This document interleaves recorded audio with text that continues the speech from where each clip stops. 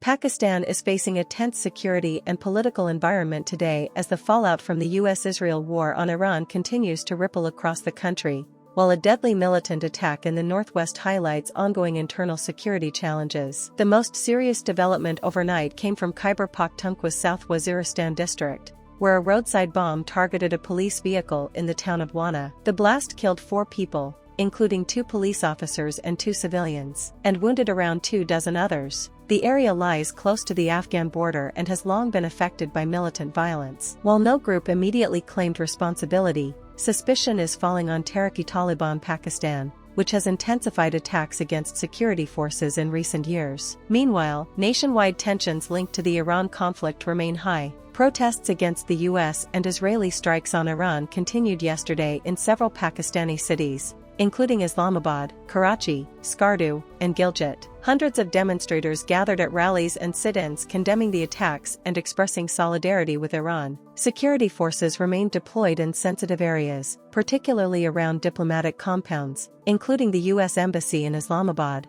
where authorities imposed strict controls to prevent crowds from approaching the facility. These demonstrations follow earlier violent clashes across the country triggered by the killing of Iran's supreme leader Ayatollah Ali Khamenei in US-Israeli strikes. In Karachi, protesters previously attempted to storm the US consulate, leading to deadly confrontations with security forces. Across Pakistan, at least 23 people have been killed in protest-related violence since the conflict began. The United States Embassy in Islamabad has also issued a security advisory warning American citizens to avoid unnecessary travel and large gatherings, particularly in areas where demonstrations could occur. On the economic front, the Iran war is already hitting Pakistan's economy through rising energy costs. The government recently increased retail fuel prices by about 20% as global oil prices surged following disruptions linked to the conflict. Petrol prices rose by roughly 55 rupees per liter, pushing petrol above 321 rupees and diesel above 335 rupees. Officials say the hike reflects rising international crude prices and uncertainty around energy shipments from the Middle East,